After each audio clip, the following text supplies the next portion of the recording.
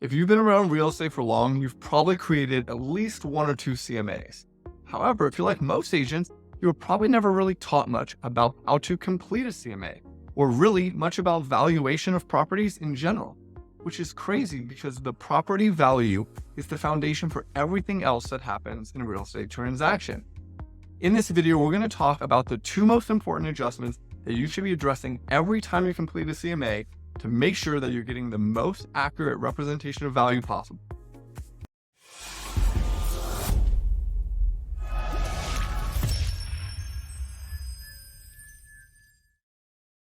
Hey, what's up? It's Jeff with PropertyBrain, and in this video, I want to talk to you about the two most important adjustments that you should be addressing each and every time you complete a CMA to make sure that you're getting the most accurate representation of value possible.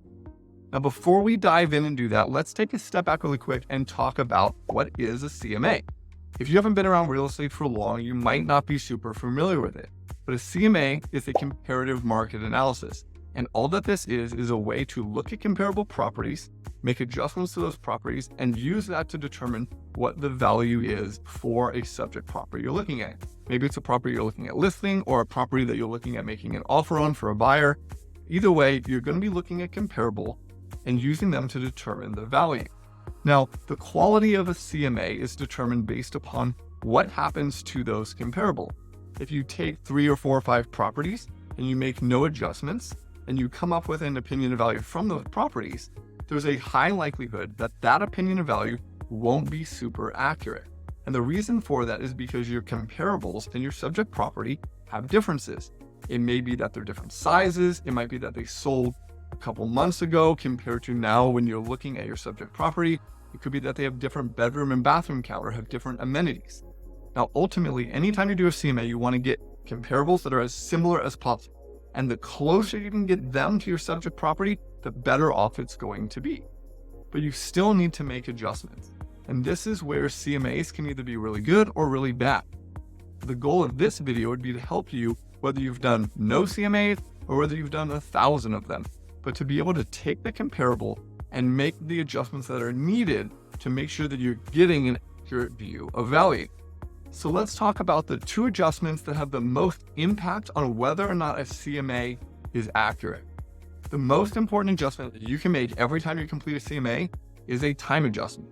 This is the most important adjustment that can be addressed because of the fact that comparable properties, no matter how similar they are to your subject, sold at a different time. If you looked at the exact same house that sold 6 months ago as compared to today, there's a very high likelihood that that home would sell for a different price. Maybe it would sell for more, or maybe it would sell for less, depending upon what's happening in the market. The reality is real estate markets are constantly changing.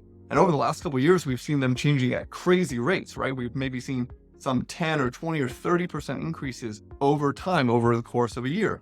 We've also seen big pullbacks where home prices have dropped to maybe 5, 10, 15, even 20 or 25% in some areas over a period of time.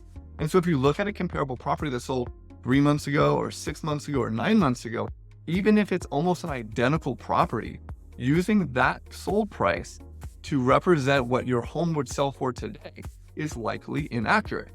This is why the time of sale adjustment is critical when looking at comparable properties. The reality is we would love to pick comparables that sold a day ago or a week ago so that we're getting a really, really great view of what is happening in the current market. But especially in a lot of areas of the country where there are a limited amount of home sales at the current time, it's not always possible to find good comparable that's sold recently. You might have to go a month or 3 months or 6 months back in time to find really good comparable. And since we can statistically estimate the changes in price over time, using a comparable that is more similar from 2 or 3 months ago, or maybe even 5 or 6 months ago, still might give us a better comparable using a less similar home that's sold recently. Now, there's a couple of things to look at when considering time of sale adjustments. Just because you calculate a time of sale adjustment or you have a published statistic such as a year-over-year increase doesn't necessarily mean that the comparables will in fact need that time of sale adjustment. Earlier, I said that these are the two most important adjustments that you need to address every time you complete a CMA. But that doesn't necessarily mean that you have to make these adjustments. We just want to make sure that we're addressing them and determining whether or not they are needed. In the case of the time of sale adjustment, let's say you have a published statistic, or maybe you've even calculated your own time of sale trend that is showing a 12% increase in prices over the last year.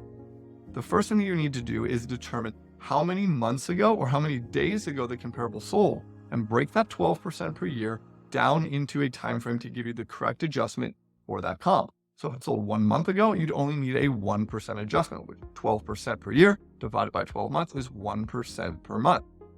But even if it's that type of adjustment, you would want to make sure that applying that adjustment to that comparable gave you a valid output.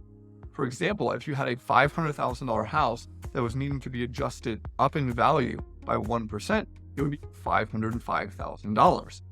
But if looking at the listing comparables that are active in the market and are hopefully going under contract, you're seeing that they are going under contract, let's say at $495 or $490, you would likely see that the increased value for the sold comparable that was calculated might not be reflecting what is actually happening in the market. In this case, there could have been a recent market shift that the sold prices haven't shown yet. So by calculating that adjustment at the 1% per month or whatever it was, you would want to apply it to the comparable to make sure that it actually does show validity when you're looking at what is happening in the market actively. Now, the other thing you want to consider is how accurate is your time of sale adjustment? If you're using a published statistic from the National Association of Realtors or from your MLS or from some other source, you need to know how they're calculating that statistic. Most times, time of sale adjustments are calculated as simple year-over-year adjustments, meaning what happened last year and in January versus what happened this year in January. What were the two median prices and what is that price change? The problem is that your comparable probably didn't come from last year, and it's probably not from right now. It falls somewhere in between. And this is why we recommend that you calculate time adjustment based on looking at all of the data that has happened over the last year within your market area, and not just two bookends of the first beginning time last year and the ending time this year. By doing so, you're going to have a much better picture as to what that adjustment should typically be. And therefore, when you apply it, you'll have an easier time identifying whether or not it's valid and should be used in the CMA. All right, so let's talk about the second most important adjustment. And the second most important adjustment that you can make every time you do a CMA is adjusting for square footage. Now, again, the reason why this is so important is because even if you're finding very good comparables, it's likely that your comps are slightly different square footage than your subject property. And if we're talking something like 20 or 50 square feet, there's a decent chance that an adjustment might not be needed. After all, how many times does a buyer actually walk into a house and feel that they should pay less or pay more because it's 20 or 30 square feet different? However, when you're looking at comparables, there's plenty of times that you might find a very good comp that's from the area that is similar in quality and condition and amenity. Maybe it has a similar view or location, but it might be 200 or 300 square feet bigger or smaller, or maybe even more than that. And so adjusting for the additional square footage is extremely important. Now, there's a problem with this because a lot of times this adjustment gets made incorrectly. The two most common things I see when it comes to square footage adjustment is that they either get left off completely or they get adjusted at the full price per square foot of the subject property or the comparable. So if you're looking at a home and it's a $200 price per square foot, it's important to understand that that whole $200 is not based upon additional square footage. So if a home is 200 square feet bigger, it should not get the $200 price per square foot times the 200 square feet that it is larger. We have other videos talking about the price per square foot and how you need to break it down, so I'd encourage you to check out one of those. But the quick point that I want to make here is that the price per square foot that you would use to adjust for additional square footage in a comparable is based upon only a percentage of the total price per square foot. It's likely somewhere between 25 and maybe 40 or 45% on the high end of the total price per square foot, which means if you leave off the adjustment completely, you're going to be missing an adjustment that is likely needed. But you're also going to be making a similar mistake if you adjust at the full price per square foot. So again, it's really important when you're looking at a CMA and you're looking at comparables that are different square footage to identify what is the most accurate number that should be used to adjust for price per square foot. Now, these two categories are not the only adjustments that might be needed within your comparables in a CMA. However, they are two of the most important. Over the last 10 years, I've worked on close to 10,000 properties. And in that time, I've been able to identify that these two adjustments have the greatest impact on the comparables most of the time. If you've applied these two adjustments and applied them well, you've already taken care of a very large chunk of the adjustments that are needed. Sure, if you have comps that are different in condition or quality or location or view, you would want to make adjustments for those as well. And again, we have other videos that talk about going more in depth on doing fully in-depth CMAs where you're taking into account all of these type of adjustments. But by getting in the habit of making sure that every time you do a CMA, you address the time of sale adjustment and you address the price per square foot adjustment, you're going to make sure that you've taken care of a large percentage of your adjustments each and every time. Now, there's a lot of ways you can do this when it comes to time of sale. You can reference published statistics. You can create your own statistics, whether it's through using something like Excel, or maybe your MLS has a resource for you. If not, we encourage you to check out PropertyBrain. We break down the data to be able to come up with accurate time of sale adjustments. We break them down into 12-month, 9-month, 6-month, and 3-month timeframes, so you can figure out which time frame may fit your comparable best, ultimately give you the best picture of what that time of sale adjustment might be. We also automatically calculate out what the most likely price per square foot adjustments are for additional square footage and apply them directly to your comparables for you.